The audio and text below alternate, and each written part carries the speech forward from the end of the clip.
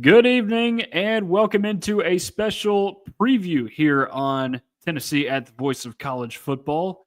I am Tucker Harlan, so glad to have you along with me on this Tuesday evening.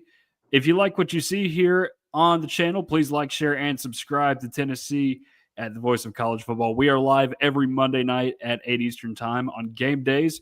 We are live after the game ends, which in this case will be sometime around 11:45 Eastern Time, 10:45 Central Time, depending on which time zone you're in here in the state of Tennessee. So be sure to tune in for that. But this is a special preview that we have this week. And as you can probably tell, that is not Jordan Binkley with me this week. This is Cole Parke. He works for the TheCatsPause247, which is their 247 affiliate up there at Kentucky. Cole, how are you doing, my friend? I'm doing all right. Can't complain. How about yourself? Yeah, doing just fine.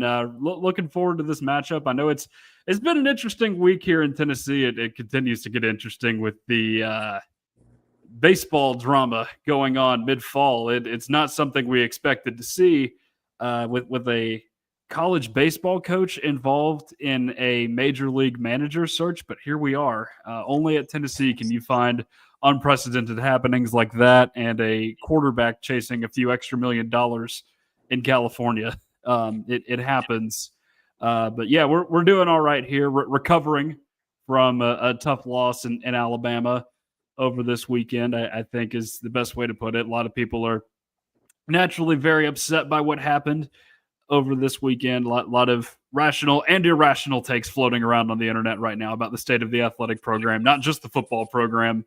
But all of that is a conversation for another day because we are here to talk about one thing, and that is this matchup between Tennessee and Kentucky up there at Kroger Field this weekend. Last I checked on ESPN, the Vols are favored by 9.5 going on That's the what road. CBS has as well. Yeah. Okay. So Tennessee getting a pretty significant nod there. And, this one, it is a rivalry. I will call it a rivalry because it's it's not a mutually assured hatred in football, but Tennessee hates Kentucky every bit as much in basketball as Kentucky hates losing to Tennessee in football. Both rivalries are very skewed. I think I was looking before getting into the show. Tennessee is up 84-26 to 9 in football, and then basketball, it's like 179-63 in favor of Kentucky. So both very skewed. They both hate each other, just not exactly in the same sport. But Cole, one thing I did want to ask you is something in regard to this permanent opponent reveal for the future schedules in the SEC when they expand to 9 games. Tennessee was one of Kentucky's 3 permanent opponents, and I think the league does not value this rivalry as much as say other in-state rivalries or border wars, I guess you could say. But how important was it for Kentucky to keep Tennessee on the schedule each year? Yeah, I thought it was pretty important first. I was actually very surprised that Tennessee was made a permanent rival for Kentucky. Like you said, I mean, I think when it comes to the fan bases, it's definitely a rivalry. Maybe I'm a little bit skewed where, in our line of work, we're on Twitter a lot. So I Yeah. see a lot of the worst of both fan bases all the time, constantly. And that's really for any sport. So um, I think it was one that is certainly a rivalry, just not always on the playing surface, depending on the sport, right? You said it's pretty lopsided in basketball in favor of Kentucky, pretty lopsided in football in favor of Tennessee. So they kind of go back and forth in that way. But it's one that I would definitely consider a strong rivalry of Kentucky's. I think I was talking to some Kentucky fans and just there's people out there who genuinely think of Tennessee as their most hated team. Like they just despise Tennessee across all sports. And almost on par with Louisville at times, which is kind of crazy to say. But I think it was important for Kentucky. This is one that, like you said, doesn't usually go Kentucky's way. So if you're looking at it from the historical and statistical perspective, it's a whole lot of losses on the schedule to go forward. But at the same time, it's one that meant a lot to people. And, there's been some minor rivalries there, but I think getting a Tennessee, which, like, again, I did not think they would get Tennessee. I thought that the SEC would say Tennessee has other opponents we want to see play more than Kentucky. But I think, as far as the fan base is concerned, as far as, good rivalries and good, back and forth between fan bases, that Tennessee was a lot better to get for Kentucky than, say, Mississippi State, which I thought they were more likely to get. And there was, a bit of a back and forth there for a little bit. They'd play every year for a while. But, it's just one of those deals where it felt like they played every year, but there wasn't really the same energy there as there is for Tennessee. You didn't see the frat and sorority houses putting up banners for Mississippi State the way they do for a Tennessee or a Louisville or something like that. So I think, as far as the fan base is concerned, this one is a pretty special one to get because, there's a lot of hatred, but also a lot of, fun rivalry that goes into, playing a team like Tennessee as frequently as you can. Yeah, I think you said something really important there about how this is considered, in some cases, a bigger rivalry than Louisville. Certainly on the SEC scale, it is Kentucky's biggest rival just because, there's just not as much geographical rivalry with, say, some of the other traditional SEC East opponents. I know that's who Kentucky kind of got bunched up with, aside from Kentucky or Tennessee in the nine game conference schedule model. But no, looking at it from a Tennessee perspective, I think it's really important too, just because, one, Tennessee is the only program in all of college football that has had to play Alabama, Georgia, and Florida every single year for the last 34 years. So if you want to think of reasons why Tennessee has had so much turmoil over the past 15 years, that's part of the reason why. One of those programs has been winning national championships for a part of that time period. So I think I'm glad to see those two off the permanent opponents list for that reason. And then also, you got to think about this. And South Carolina fans were kind of falling into the same boat too. They all wanted to claim Tennessee as this rival. Here's the thing: those games did not mean anywhere near as much as they do now than before the year 1992. They were not annual opponents for Tennessee. Tennessee's been playing Alabama for over 100 years. They've been playing Vandy and Kentucky even longer.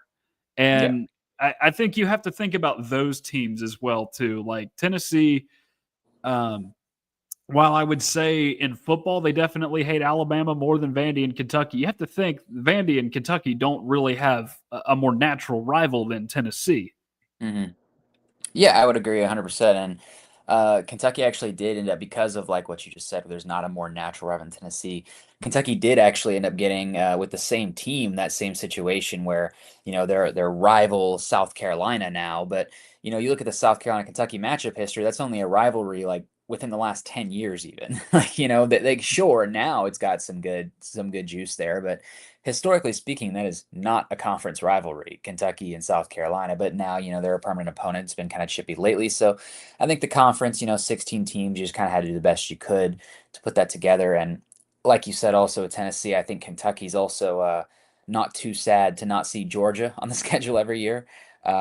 Especially looking at that, Mark Stoops now in his 13th year at Kentucky, never once beaten the Bulldogs. So not great there. But I would agree that it's tough, especially with a conference that not quite ACC levels, but despite somewhat maintaining its geographical location, is still pretty spread out conference. I mean, you go from Texas to Florida. There's a lot of travel there, and you got new additions in Texas, Oklahoma, and you've had people just join throughout the South Carolina joined after the SEC was everything. Missouri, a lot of these schools kind of came in at different times, and there's not as many natural rivalries in some ways for some teams. So I don't think the conference did a bad job with what it chose. And of course, even the ones that aren't permanent rivals, with the new scheduling model, you'll face every team every 2 years anyway, home and away every 4 years. So it'll work out regardless. But I didn't really have any major gripes with the permanent opponents when they did get revealed. Yeah, I didn't either. And I don't think anybody should, to be quite honest, just because, everybody's going to have it tough with the 9 game conference schedule in the SEC. That's just the reality.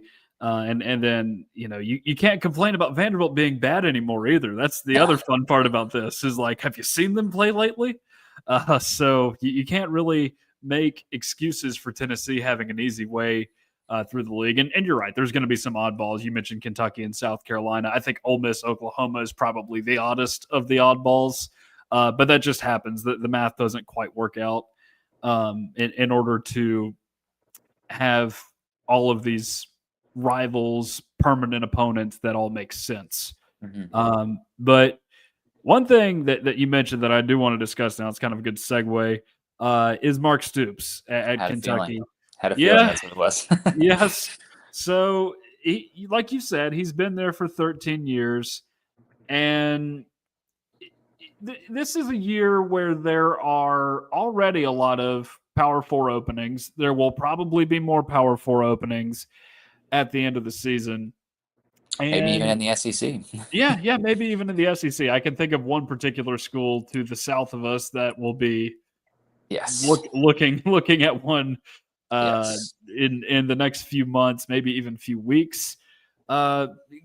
Kentucky has been on a downward trend since the end of the 2021 season. And there was a point in time in which everybody kind of thought Mark Stoops is unfireable. You know, you can win 7 games at Kentucky most years and people will still be happy with you. But they went 4-8 last year and they're sitting at 2-4 right now with a tough SEC slate ahead. And I think it's important to remember with Kentucky, this job is unique in comparison to pretty much every other SEC job. Vanderbilt being the one exception just because it's a private school and they've always valued academics, but we'll just call it like it is. Kentucky is the basketball school of the SEC. They value that program tremendously. And football, I'm not going to call it an afterthought because it still brings in revenue, but it's not been something that's always been a heavy focus there at Kentucky. So my question, Cole, is, do you think there is still belief in what he's doing at Kentucky right now to keep the job for a few more years? Or do you think this is a Mark Stoops has not died a hero, so he's lived long enough to see himself become the villain type situation? I think there is a strong belief that there is a very high buyout in place. Okay. In terms of, do I think most people would say he could turn it around? No, I don't. I think it's gotten to the point now where people have gotten so frustrated that apathy is a more natural reaction at times, and I agree with you. It's true that at one point it seemed like Mark Stoops, was unfireable. I think even now, even, if he went 4-8, 3-9 this year and was retained next year and did the same thing again, I think after everything Mark Stoops has done, he's the winningest coach in program history. Build the guy a statue, Like he did some special things here too. I mean, I know there's the asterisk on the second one after the vacated wins, but 2 10-win seasons. I mean that's something that one guy winning 10 games at Kentucky in 4 years twice. I mean, it seemed unthinkable before, not since the days Bear Bryant left Kentucky for, oh, I don't know, Alabama. Not since those days did it seem like Kentucky could ever be up there like that again. There was those graphics that came out, especially that redacted the second 10-win season. Had the college football playoffs been expanded back then, Kentucky probably would have been in. And that's kind of crazy to say in retrospect that you're looking at this team right now. But like you said, it's kind of been on a downward spiral, and there's several reasons for that. But you look at that, I think really the turning point was, you bring back Will Levis for a second year. You bring back that team that went 2-10 for the most part, with most of its key pieces, and you turn that around and go 7-5 with a really just abysmal 3-game losing skid right in the middle there. And even when you look at Kentucky's stronger seasons, I mean, obviously the 10-win seasons are different because, you can only really lose 3 games to get a 10-win season. But for the most part, when you look at that, the SEC records were never all that great. I mean, Kentucky's, even when it's been its best, still struggling in the SEC at times. When it was still the East-West divide, you were kind of handicapped by being second fiddle at best to Georgia. Assuming that was a year that Tennessee wasn't second or Florida wasn't second or something like that. So, tough spot to be in there. And then you move to the one table model where there's not divisions anymore, and Kentucky's kind of been very firmly either middle to low in the pack and often lower in the pack, with often losing conference records even in seasons that are overall winning seasons. You go 7-5 again the next year, and then it falls off a cliff last year with the 4-8. You reload this year, and it really is an interesting situation because last year just killed so much of the goodwill for Stoops. People were frustrated after a couple of those 7-5 seasons, and to that point, I would say that he's almost a little bit of a victim of his own success because, like you said, there was that sentiment that if you can just go to a bowl game, you're going to be fine at Kentucky. But you had two 10-win seasons in 4 years, and it almost kind of felt like the floor was raising. There was higher expectations. He made it seem like actually trying to be competitive should be the expectation. And then suddenly he kind of started regressing to the mean a little bit. And a lot of Kentucky fans, maybe a little bit spoiled on the basketball front at times, used to winning things on that side of the ball. Um, we're no longer as satisfied with 7-5 seasons. I mean, we're talking about Kentucky going 7-5 and that feeling like a letdown. And that's where Kentucky was. And you know, last year was just so abysmally bad. It wasn't just the record, it wasn't just the blowout losses. I mean, you had players in the concession stand lined at games, you had tons of culture issues all over the place. So going into this year, I mean, you look at the games this year and um they've been close. They went to overtime with Texas last week. They fought hard against Ole Miss. That was a very close game. South Carolina game was arguably closer than it looks on paper because you had the 21-0 second quarter that came from three offensive turnovers from a redshirt freshman making his first ever SEC start on the road. So there's a lot of factors that go into that too. Um, Only really, I would say the Georgia one is the one that just wasn't close in conference play, and that was just perhaps one of the worst defensive efforts I've ever seen in my entire life. The offense didn't look terrible in that game by any means. Um, but it doesn't really matter, right? Those moral victories that you could have taken in the Kentucky of old are just frustrating. I saw that, there was a common sentiment after the Texas game. Kentucky put up nearly 400 yards of offense. I mean, they were doing great. The best defensive game of the entire season. Tennessee scored 16 points, and 10 of those points, a field goal and a touchdown, came from drives that started with a big punt return. Special teams kind of let that one go. The only touchdown Texas got, that drive that it took to get them there, 5 yards. They started on the 5 yard line after a punt return. So I even said it in my recap. I said I would hope they would score from the 5 yard line. That's you would think, but um, and there's also a missed field goal going into the half for Kentucky. So the point I made is in a 16-13 loss in overtime, the special teams play allowed for a 13-point swing, and that can't happen.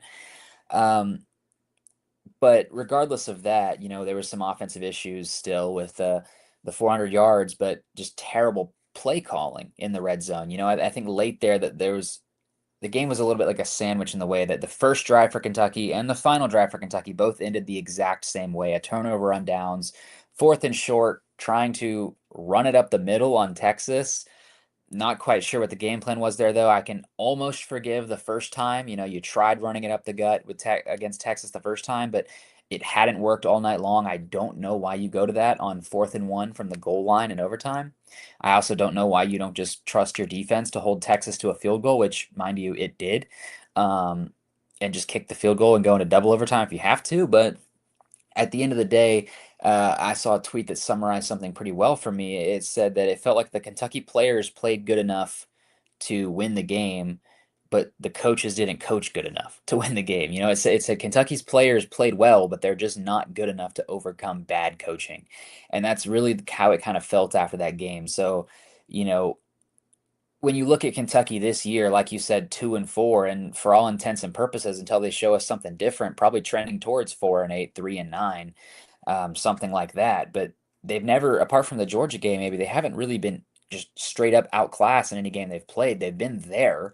They just keep kind of shooting themselves in the foot. But where you have last year and you had those two disappointing seasons before that, there's just no goodwill. The people aren't willing to give Stoops the benefit of the doubt. People aren't willing to, you know, see the more forgiving side of things. And I'm not saying that to say I disagree. I agree. Quite frankly, I think that year 13 under a coach, the longest tenured coach in the SEC, you shouldn't be having some of these issues that you're having. That's some stuff you'd expect out of like first, second, third year coach, not the 13th year. You've been there longer than anyone else in the conference, and they've you're dead last. So they've all figured out something you haven't in 13 years. So kind of, yeah, like you said, the old Harvey Dent. You either die a hero or live long enough to see yourself become the villain. And right now, might be the biggest villain at Kentucky. Yeah, yeah, and it's funny you mentioned Gerald Mincy in there. We know a thing or two about him and in Knoxville and his playing career at Tennessee. It, he was a little bit of a question mark at times. I know there was the charge for marijuana at one point. I know he flipped off a Florida player in one game. That was floating around on the internet. And then he couldn't keep his fingers off his phone for like the entire season last year with Tennessee fans, and he didn't even play in the game. So we know a thing or two about Gerald Mincy down here. And we also know a thing or two about long and unhappy marriages, but I know Kentucky knows more about that than Tennessee recently with another sport that we Yeah. may or may not have mentioned earlier involving a certain basketball coach that now resides in Northwest Arkansas. But yeah, Tennessee did experience it to a different kind of extent with Philip Fulmer because he at least won a national championship. But you do get to a certain point where it's just like we are slowly going in reverse. We're going to have to do something eventually. When is it going to be time? And then by the time it got to, I guess, year 16 or 17 is when Tennessee decided to do it. So, similar length of 10 years to Mark Stoops, I guess, minus a couple years to this point. But I guess we'll just wait and see what Kentucky decides to do. And like you said, the buyout is obviously Yeah. pretty extensive. And I keep hearing from Kentucky folks that they don't really want to fire him just because of what it would take right now. But Yeah, I the mean, morale is just not there. well, I wrote a pretty lengthy piece. I think it came out to about 2,000 words, but kind of just addressing the entire situation, the whole scope of things. And a point I made in that, to your final point there, was you're paying $38 million to make the winningest coach in program history at a school not known for football walk away. That that seems like, because we're talking about, obviously now you'd have Franklin being the second largest, but at the time I wrote that story, Franklin had not been fired at Penn State. So the point I made is like this a school that is not known for football is not going to fire the winningest coach in program history with the second largest buyout in college football history, you know? And even now, the third largest buyout. Like, that's paying more money than Auburn paid Malzahn to walk away. And Auburn is more of a football school. You're only second to A&M and Penn State. So they're second and third, but it seems unreasonable for Kentucky to pay that much money with where they're at in their program, but it's also to the point where it doesn't seem like it's going to get any better. So what do you do? Do you just say, hey, we'll just be awful for the next few years over and over and over again and destroy everything we have and then have to start from scratch? Or do we say, hey, we hope that there's enough of a foundation that he built here that we can repair this in a few years? And then another point I made is, like you touched on earlier, there's so many coaching openings this year. So, for the last 2, 3 years, even when he's still at Troy, you've heard from Kentucky fans like, well, maybe, if Stoops is the guy, we can go hire Sumrall. Now, it doesn't matter if you fire Mark Stoops tomorrow. There's no guarantee you get Sumrall. I get that he's an alumni, that he played there, but Sumrall has interest from other jobs that are open right now. Even one, maybe, that's in this conference. There's a lot of worries there about Summerall being linked to the Florida job. I'm not saying he's going to get it. I'm not saying that even he's their top candidate. I'm just saying there's rumblings there that is a candidate for Florida. And if you're Kentucky, you're now looking at a situation where your option is to keep doing what you're currently doing, which is not working, or you can fire the winningest coach in program history for the third largest buyout in college football history at a non-football power school and potentially not get your guy anyway. So, you're kind of in a rock and a hard place there. The money doesn't make sense. And there's also, you also got to think, if you're going to get a coach in this cycle where there's so many other jobs open, that's probably going to be a decent salary, right? Because you're going to have to negotiate. You're going to have to get a guy to choose your school over other schools. So not only are you going to pay that 38 million to make him walk away, then you got to make a whole new contract and pay more money to the next guy and hope that it works out, and it may not even be the guy you want. And, I think Kentucky football might be in a better spot moving forward with the new implementation of revenue sharing. Obviously, for one reason or another, Kentucky struggled a bit on the NIL front on football, but Hmm. um, even then with basketball, even then with revenue sharing, it might not be a surefire thing because, like you said, Kentucky is clearly the basketball school of the SEC. There was a figure that came out over the summer, 45%. That's since been proven not accurate, but it is a fact that Kentucky will spend more than any other school in the SEC of its revenue sharing budget, a larger percentage than any other school in the SEC, right? Um, I think, the generally agreed upon thing you've heard is like 70% of your budget for football, like 15% for basketball, and then stuff like that elsewhere. You've heard that saying thrown around. I think Kentucky's going to be spending like 30% of its revenue sharing on basketball, maybe 25%, but that's still significantly larger than what most schools are expected to in the SEC. And then on top of that, Mitch Barnhart said, matter of factly already, looking at the Oklahoma model, he said, we're not going to not spend money on baseball. We're not going to not spend money on volleyball, which won a national championship in 2020, softball, which has been to the tournament since apparently the dawn of time. They just keep going back, even when it feels like they're not doing very well. They just keep going back over and over again. Softball, baseball, volleyball. You've got the women's basketball team with Kenny Brooks, who's made a Final Four at Virginia Tech, looking to, made a big declaration at Big Blue Madness. He said, we're not going to rest until we win a national championship here. There's going to be 5 or 6 programs at the university which are going to be getting revenue sharing percentages. So you take into consideration that they're spending more on basketball than any other school in the conference. And they're splitting up the funds between 6 different teams. By default, you are spending significantly less on football than the rest of the conference. There's no way, you can only get to 100%.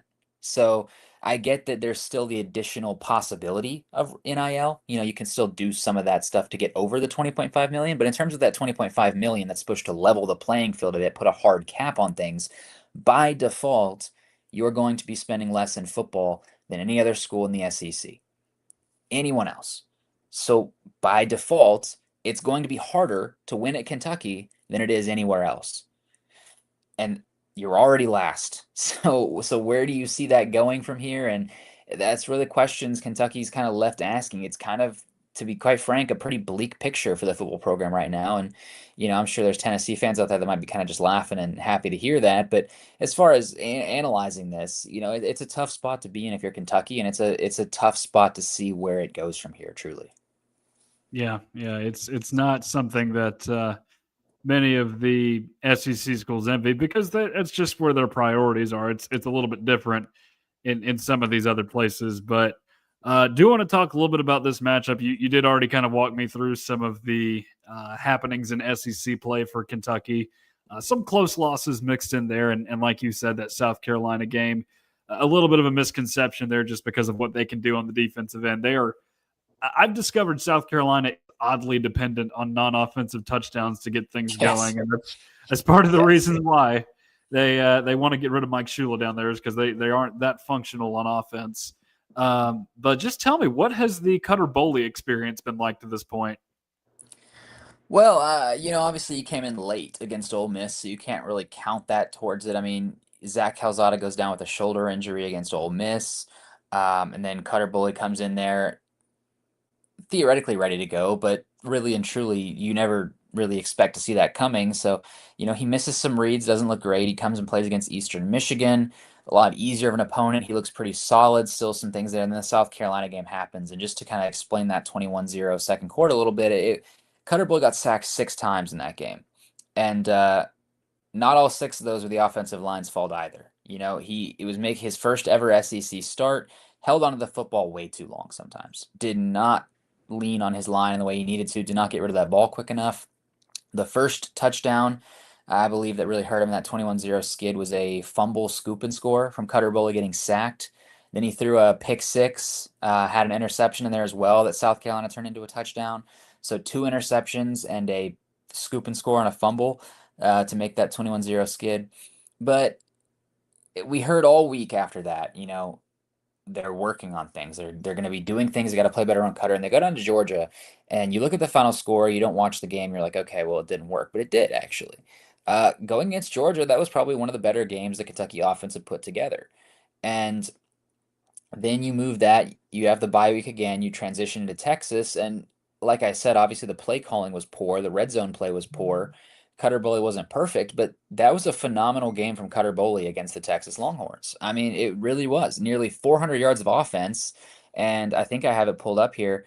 400 yards of offense in a game where your running backs are so beaten up that one of them goes to the hospital mid-game, comes back, and then plays some more. Absolutely absurd situation. Cutter Boley threw for 258 yards. He completed 80% of his passes.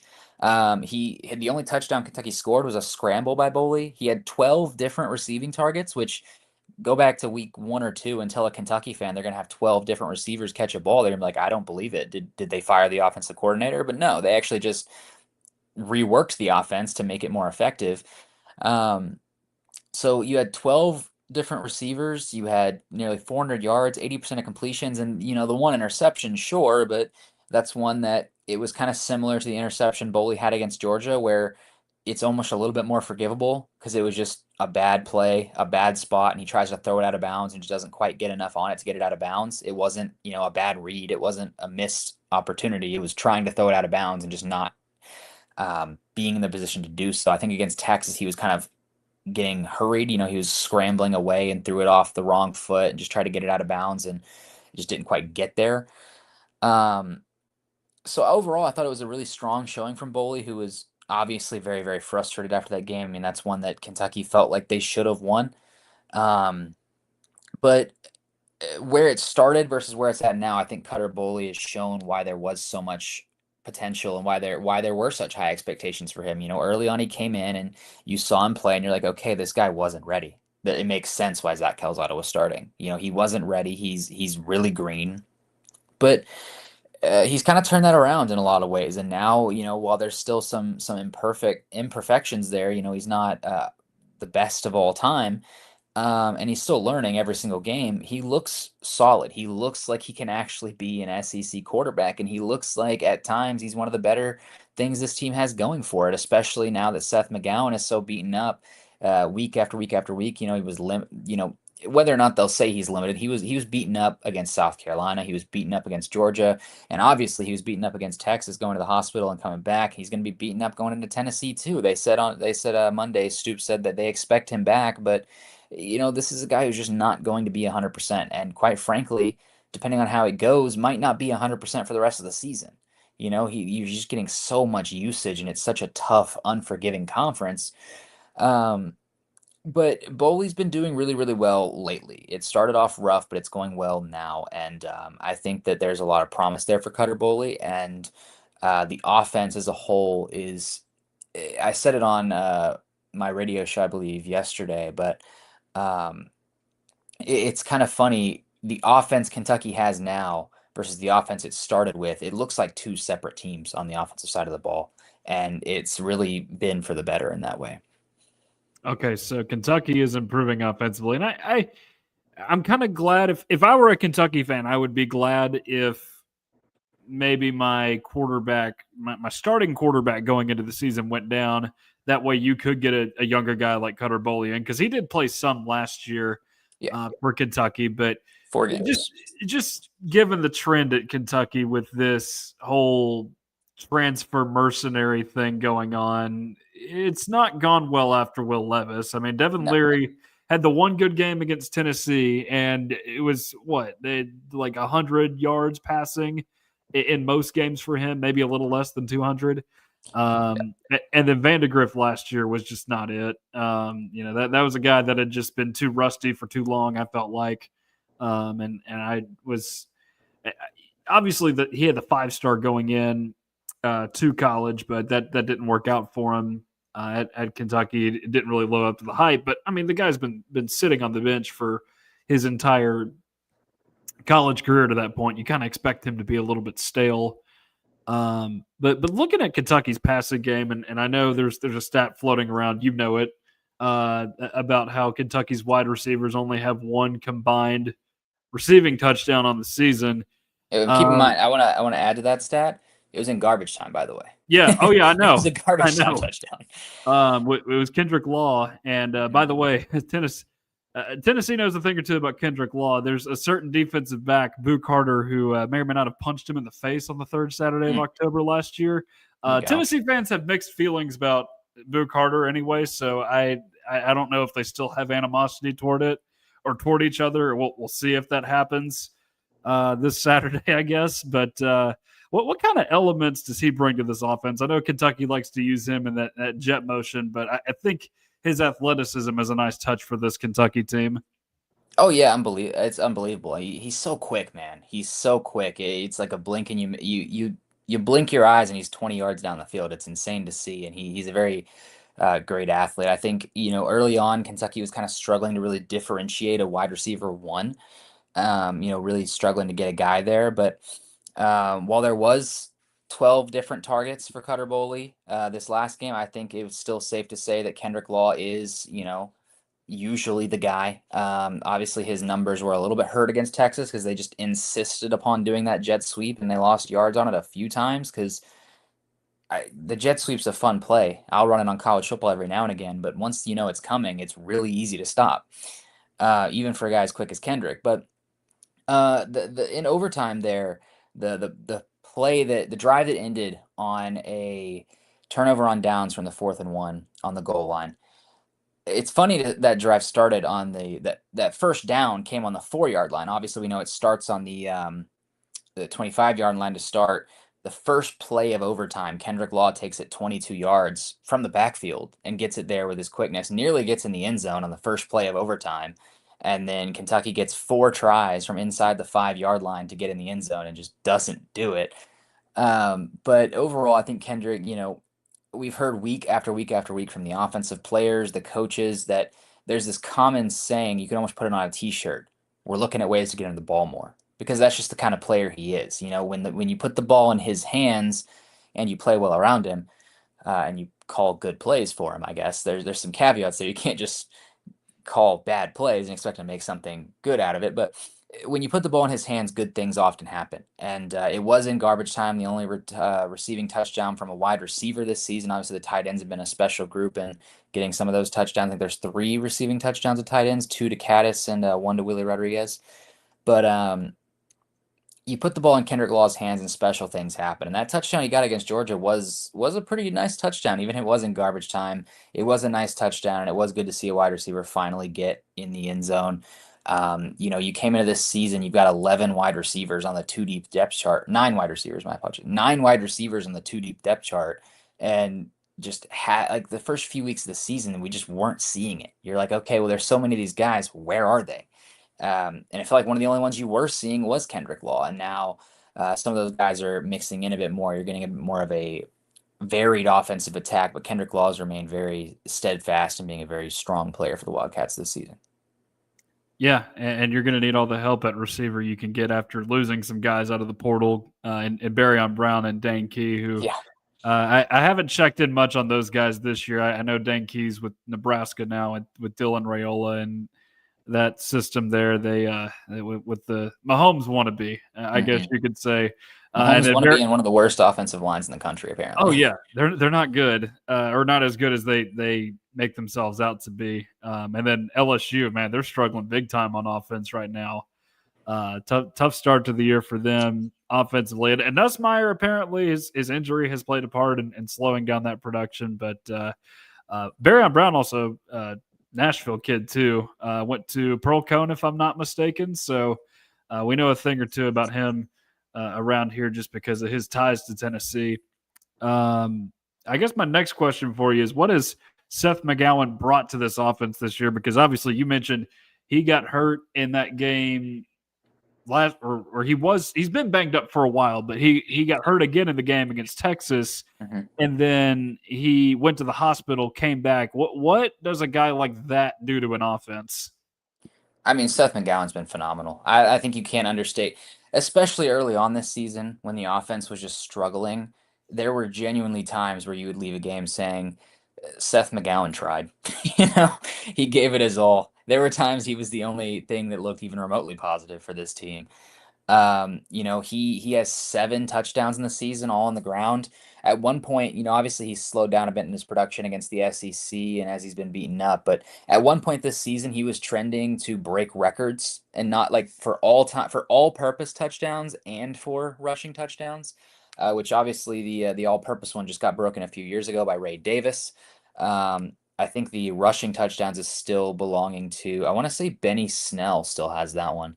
But he was trending to break those records early on, and now obviously the passing attack's gotten a bit better. He's kind of been limited a little bit with his injuries, but even where he has been able to be as impactful, and he's still impactful, but when he hasn't been able to be as impactful on the ground rushing, they've mixed him into the passing game some more. When you actually look at the receiving yards for Kentucky against Texas, 31 receptions. No one had more receptions than Seth McGowan. 7 receptions for 68 yards. And keep in mind, 7 receptions on 7 targets. So 100% of his targets he caught, took it for more than any other receiver of any kind, took it for 68 yards, a long of 17.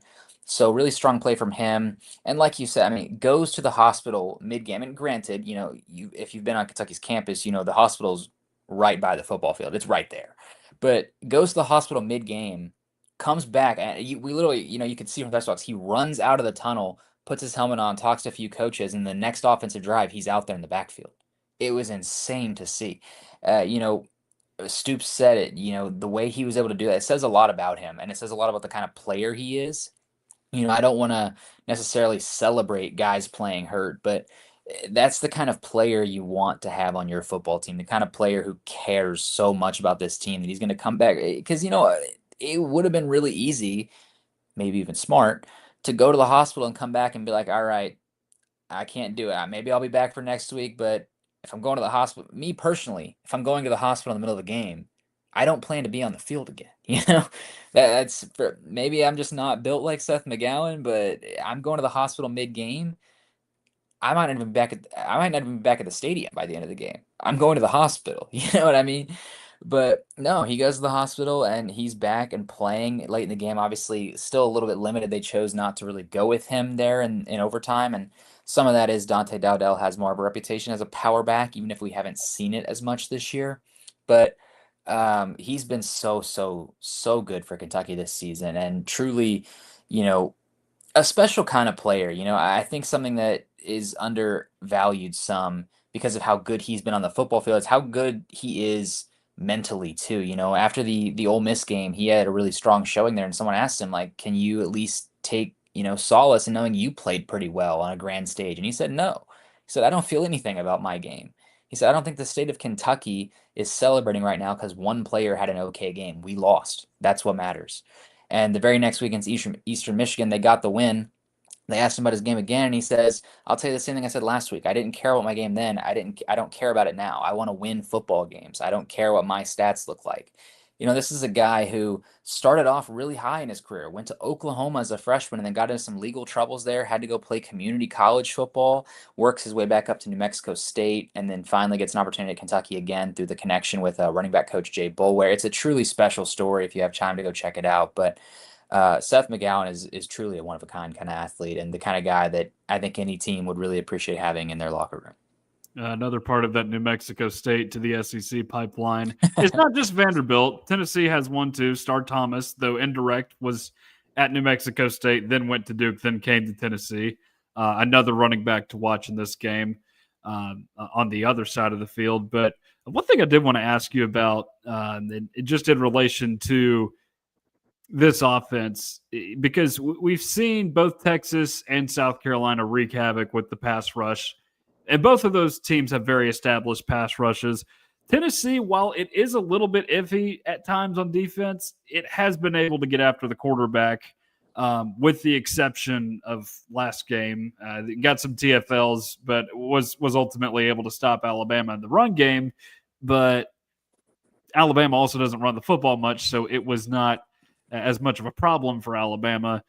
Do you think this offensive line struggles at times in pass protection, or is it just Cutter Boley's inexperience and just trying to figure out what to do when the pocket is collapsing that's causing some of these problems?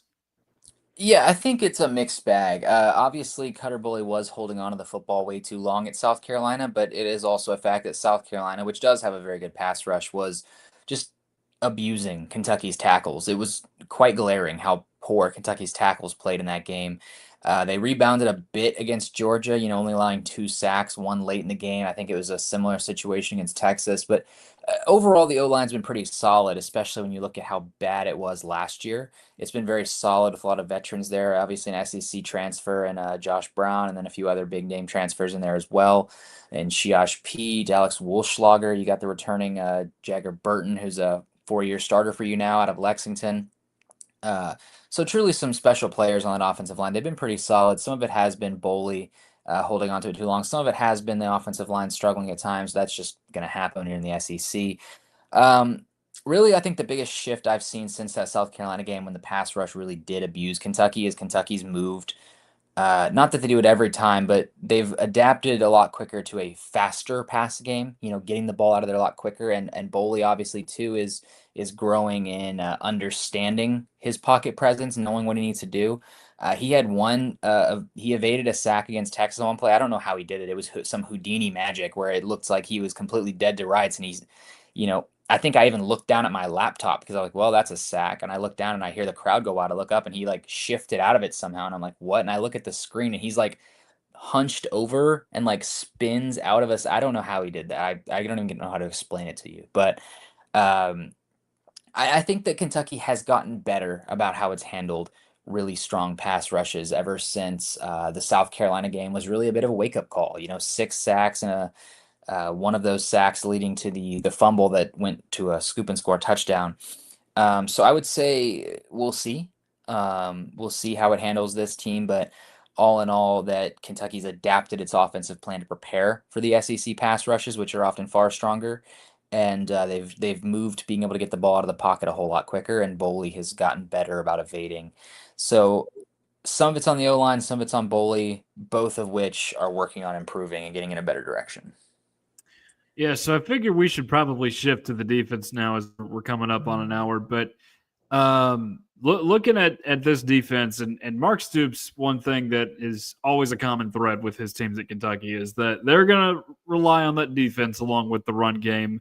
And Tennessee is a team that has run the football pretty well to start the season. They haven't come out running the football all the time. Like sometimes you'll see them just throw a bunch of passes to start the game. But it's changed in some of the games, like Arkansas, for example. They ran the ball quite well, even though it was not a highly productive output for Tennessee as a whole. Deshaun Bishop did have a pretty nice game at Alabama. And looking at Kentucky, I know last week was good, although I don't know how much of that is Kentucky or Texas just not being strong at all on the offensive end because they are not the team that we thought they were going to be going into the season. What is Kentucky like defending the run this season? I think they're pretty strong defending the run. Now, it's a whole nother question if you are factoring in the run from the quarterback. But, Yeah. we've seen mobile quarterbacks give them a bit of trouble there in Lenoris Sellers. And obviously, even though he's not necessarily known as much of one, Gunnar Stockton gave them some issues as well on the ground. So the kind of the dual threat quarterbacks pose some problems at times, but overall in the run defense, I think they've been pretty solid. Kentucky's got a really really strong defensive line. Obviously, David Gusta, McKees Humphrey Grace, a lot of those guys are doing really really well. Khalil Saunders. There's some big names up there. Even Tavion Gadsden, who's a young guy, that's got himself a couple of big sacks and plays there. I think they're a bit weak around the edges sometimes, so you'll have to keep an eye on that. They sometimes can give up some plays to the outside, but run it up the gut. They done a pretty solid job for the most part. Again, the thing with the defense that's been phenomenally interesting and makes it hard to truly talk about and dissect is they've been so inconsistent. I mean, you look at the defense versus Texas and the defense versus Georgia and then the defense versus Eastern Michigan. This defense has played terrible against Georgia and Eastern Michigan for some reason, but then plays phenomenal against Texas, plays pretty good against South Carolina. Again, a lot of those points South Carolina scored came from um, offensive errors on Kentucky's part. They played about as well as you'd hope they could for the most part against Ole Miss, which is a very explosive team. They held Toledo a lot, and they've just been so inconsistent. I thought if they play like they do against Texas, they'll play really really well. They'll do really really good things. If we see the team that played against Georgia, you know, start counting. Who knows how many touchdowns you'll score. Yeah, yeah, and I think Tennessee, with all due respect, is probably the best offense Kentucky will have seen to this point, other than maybe Georgia. Georgia's weird. Tennessee made them look phenomenal just because Tennessee is so inconsistent. Um, defending defending the pass this year, I feel like once the ball gets past the line of scrimmage, it's a free for all just because the run defense up until last week was not great. And then you've got young guys in the secondary too for Tennessee this year. You've got Ty Redmond, who is a true freshman playing at corner. So maybe I don't know. Maybe Kentucky's guys have a little fun with that. But Cole Hood, the other guy playing corner, is not bad. In fact, he's actually mocked pretty high in some drafts this year. But and that's due to injuries. I should mention that as well. Jermon McCoy and Ricky Gibson have been out basically all season. So and that's one reason why Georgia was able to exploit that is they've got all kinds of talent on that field that Tennessee just can't match defensively right now in the secondary. And man, Gunnar Stockton is so weird because I did watch that Georgia Kentucky game and Tennessee was off that week. He ran the ball pretty well against Kentucky. He did against Tennessee too, in all honesty. He doesn't look like he's a fast runner until you start to see him running, and then you realize, oh wait, this guy actually has some wheels to him. We might want to pay attention to him. So there's a little bit of a commonality there. Now, what would you say Kentucky is like defending the pass? Because Tennessee, depending on the game flow, I guess you could say, does like to utilize the pass. They've got three very potent receivers that Kentucky is going to have to try to match up against. What would you expect to see from Kentucky in this game against the pass? Yeah, I mean, again, there's some of that inconsistency, but overall, we've heard a lot about Kentucky's DBs and their potential this year. They've got some good players back there. Ty Bryant, obviously, a returning guy.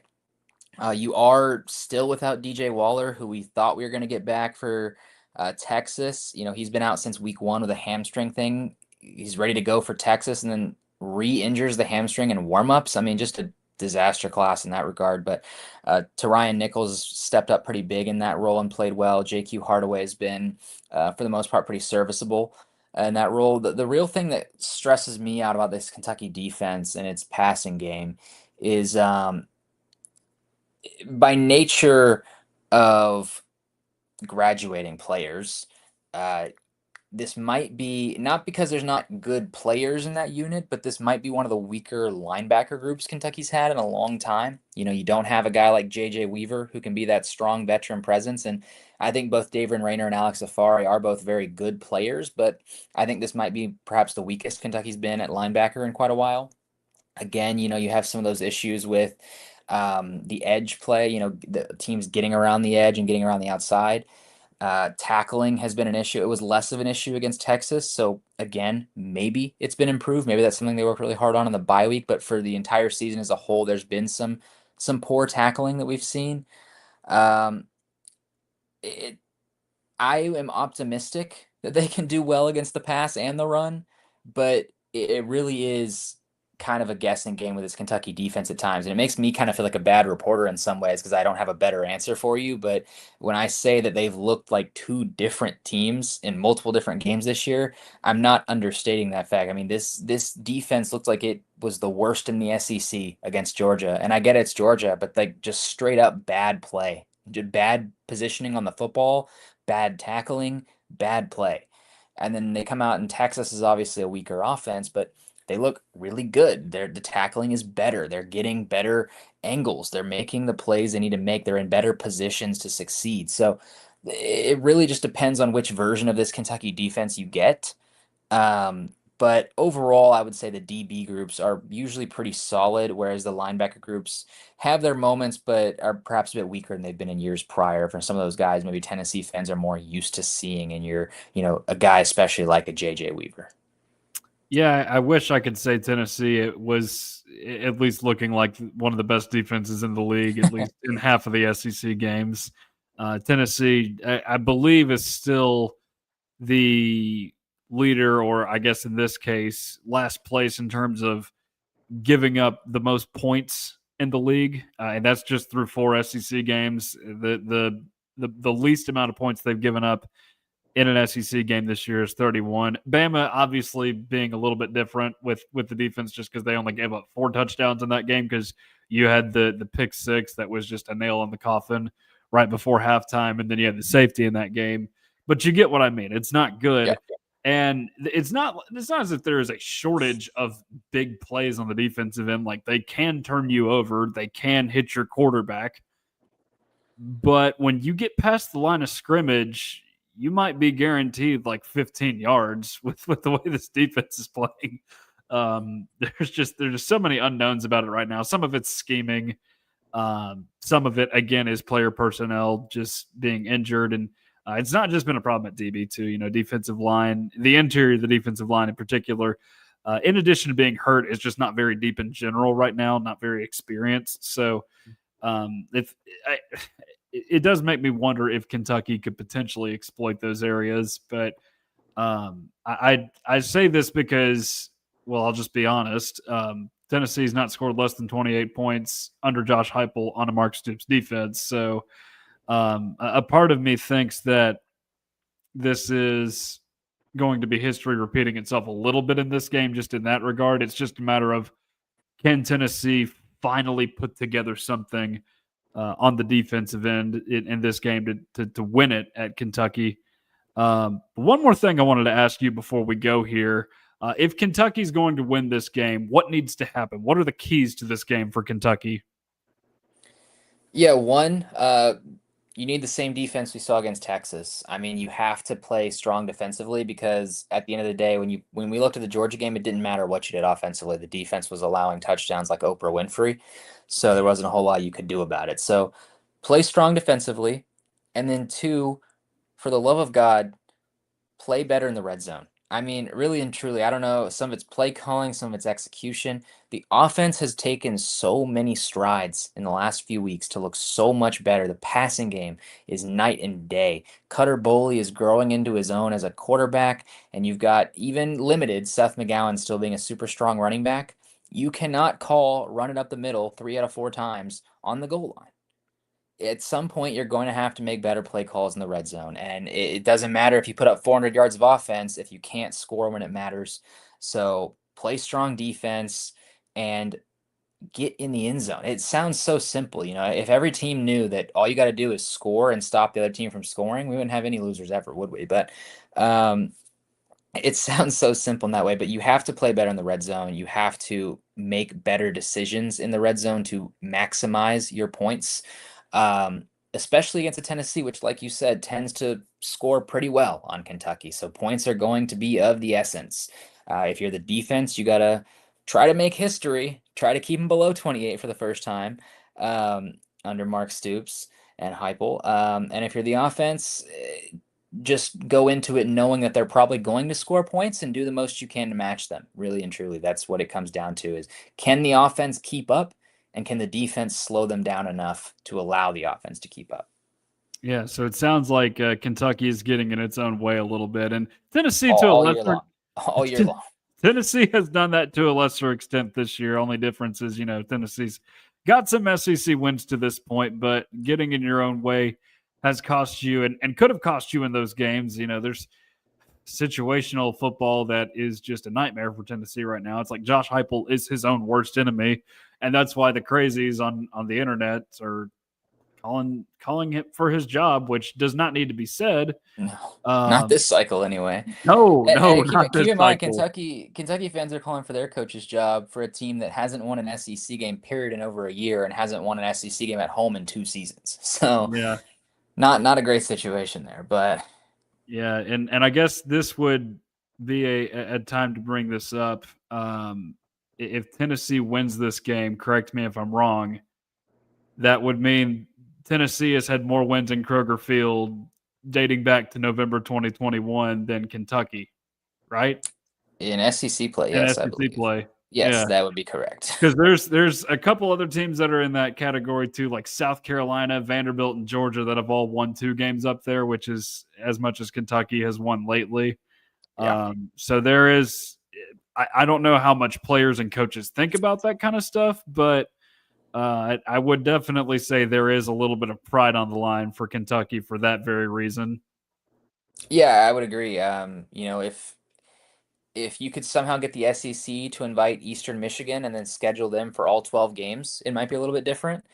But yeah, that is a fact, and I'm sure the Tennessee fans will let Kentucky fans know on Twitter if they win this weekend, because that will be, I believe, true. That if Tennessee wins this weekend, they'll have had more wins in Kroger Field in SEC play dating back to November 2021 than Kentucky has had, and that is quite frankly a little bit pathetic and embarrassing. Not necessarily for me. I'm not Kentucky football, but if you are Kentucky, that should be embarrassing, and there should be pride on the line.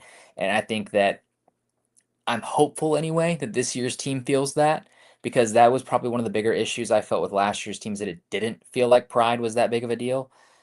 This year's team does seem to be taking things pretty hard and taking things pretty seriously. So you would think that there is pride on the line, and you'd think that that is something that for a rival you would want to stop from happening.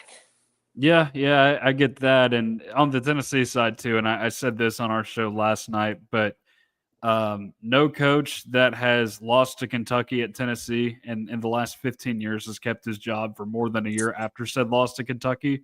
So you better believe there's a little bit of that on the other side for Josh Heupel, because if you lose to this team, who is, I mean, honestly, just if you look at both coaching and then talent, because Auburn is a very talented football team, despite the fact that they are very poorly coached, then the conversations about Josh Heupel do become legitimate. So Yeah, yes, there is pride on both sides here for that is sure. worth fighting for.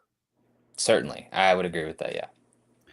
All right, well, Cole, it has been awesome to have you on the show tonight. Always happy to talk with people who cover the opponent each week here on Tennessee at the Voice of College Football. We try to do it for every big game. I know we haven't gotten a couple of them this year, but it's really fun to do this with you, Cole. Tell us where we can check out your work and what you guys got going on at the Cats Pause 247.